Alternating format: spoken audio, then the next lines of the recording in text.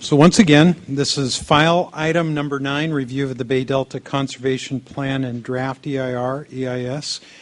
Our Dan Ray will be leading the discussion for a lengthy period of time, beginning now through sometime this afternoon. So Dan. Thank you very much. Thank you. Yeah, in December, the Department of Water Resources. Red button down. You know, I'm. Some of you know this. I'm red-green colorblind. You know, so when you tell me red button down, it's sort of like I'm a blind guy at an intersection. You're saying look for the crosswalk sign. You know. Okay, then it's red/left button down. But in December, the Department of Water Resources released its draft of the BDCP, the Bay Delta Conservation Plan, and its EIR, EIS. And you know that was a key point in a long process led to the public review of these documents.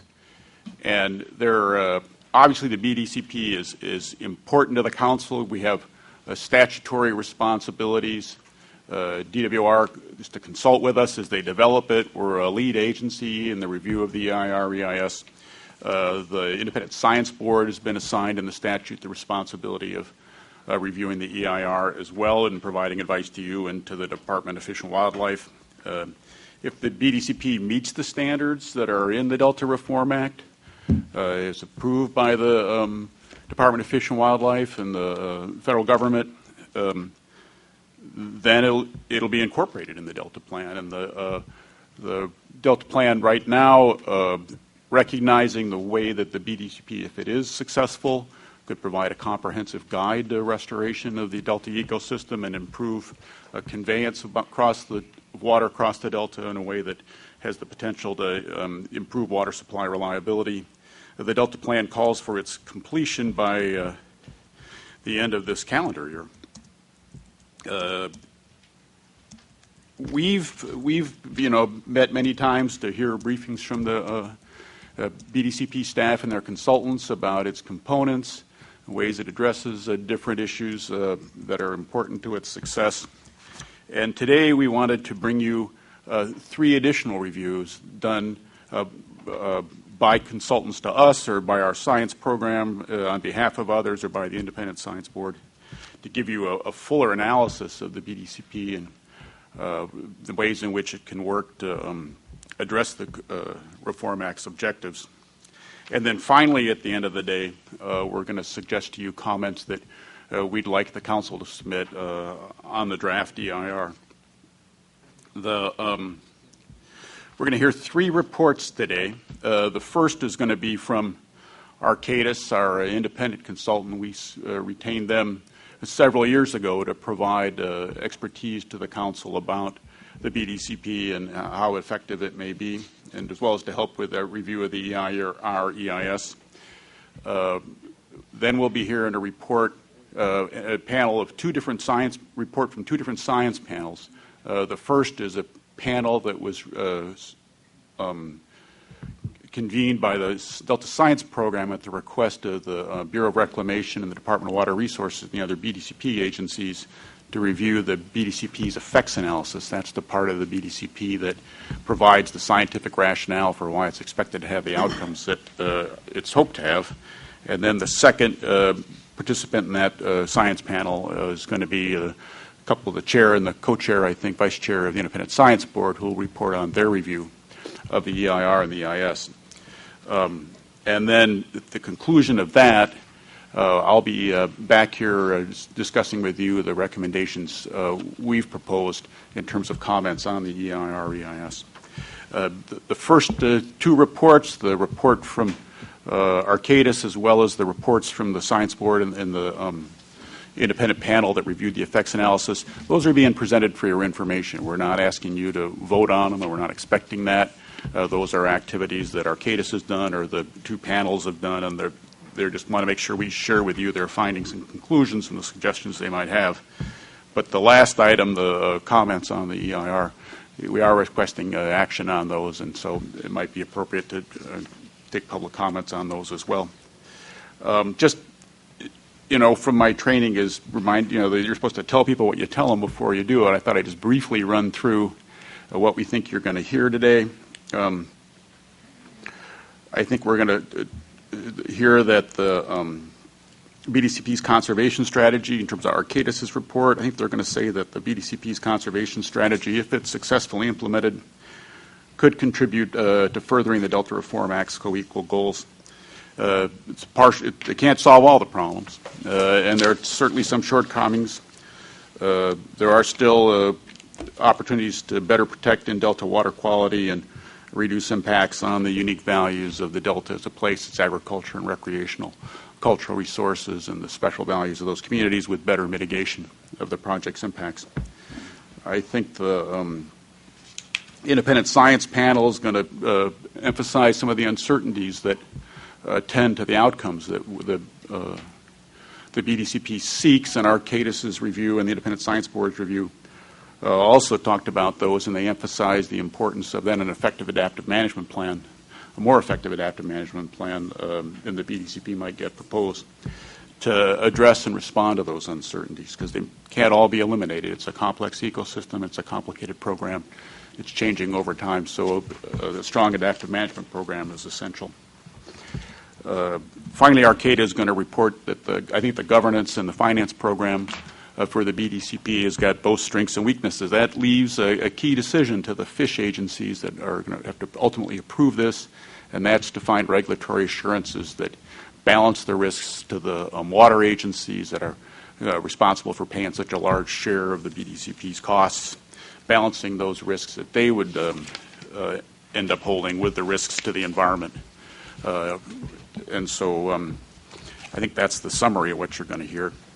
I think I'd like now to turn the discussion over to Larry Roth from Arcadis. He's been the principal engineer working with us and the project manager on the project. And we've also got with us in the audience from their staff Bill Hinesley, who's a water planner with wide expertise and a lot of experience, and their associate vice president, Dr. Lucas Paz, who's a hydrologist who's addressed many of the water quality and aquatic ecosystem restoration issues that we've tried to ask them to look at, and then Jessica Ludi, who's also a water resource planner, and they're here behind Larry and can help him as he tries to respond to your questions. So with that, I'll turn it over to you, Larry. Okay, thank you.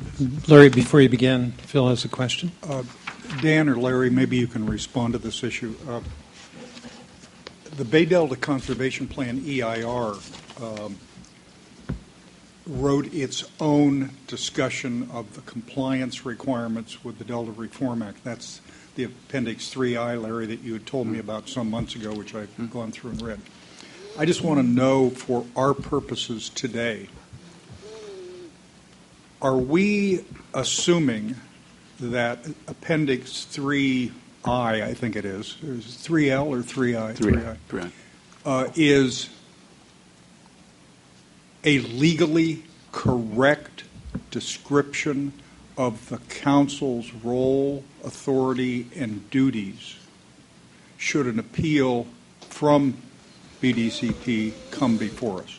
Well, I think Appendix 3I is the BDCP agency's attempt to describe those authorities and also to provide a roadmap for where in the BDCP the information that the EIR is supposed to contain, where that information can be found. One of the things that the Reform Act does is it establishes unique requirements for this EIR that might not attend to EIRs for other kinds of projects. Okay, and we wanted them to explain where in the EIR is each of these particular requirements for the contents of your EIR, where can that information be found? Well, and that's the primary thing that Appendix 3I tries to do. I want to clarify it further. I think, in fact, the 3I appendix in BDCP EIR is useful and in many ways very helpful. But there are some phrasing, terminology, suggestions, and things not mentioned that it seems to me fundamentally go to the heart of the council's duties and obligations. Have our lawyers weighed in on this issue? It's been a while since we reviewed those pieces. That's right. We have had legal memos from the Attorney General's office and our staff on this question over the last 4 years. Has there been any attempt, or have you folks made an attempt to match our lawyers' analysis of the requirements with this BDCP document? Well, the legal reviews that we have done in large, that you think of the memo, for example, from the Attorney General's office that was shared with the Council, I think, last summer, and you've had briefings from them in the past. It goes well beyond the unique requirements. Those memos go well beyond the discussion of the unique requirements of the Reform Act in terms of the contents of the EIR. So that this memo is really, this Appendix 3I is really intended to be a roadmap about here's where in the EIR you can find the unique information that this EIR has got to contain to conform with the Reform Act's requirements about the contents of the EIR. If just to put a finer point on that, and I think Dan's absolutely right, the fundamental point is that we're not bound by DWR's EIR. In an appeal, we're bound by the statute that set us up, and I'd prefer at this point we have engaged in our consultative role on numerous occasions with Dan's able leadership and other staff. We've sent in responsible agency comment letters. We've commented, and now we're commenting on the public draft. But I'd prefer that Dan not get into the details of conversations that he's had with his legal team necessarily on these or other documents in public. But having said that, Dan has been diligent and has contacted and has been involved with the legal team as well as other policy staff in these roles. But I think the fundamental point is we're not bound by this, and in fact we have commented on this to DWR. Dan can expand on that. But. And this will be, when we get to later this afternoon, our comments on the EIR, those comments do address some aspects of Appendix 3I, and we could review this again at that time. Well, that's the way I'm headed, Dan. And one of the things, just to give you advance notice, I think you're going to want to look at the letter and fine-tune the language, because you don't specifically say, although you imply indirectly, that this is commenting simply on the BDCP document and not on other things beyond it. But in fact, this whole package today shows how interconnected everything is, whether it is a legal requirement of BDCP, wherever found, and how and whatever the duty is, or not.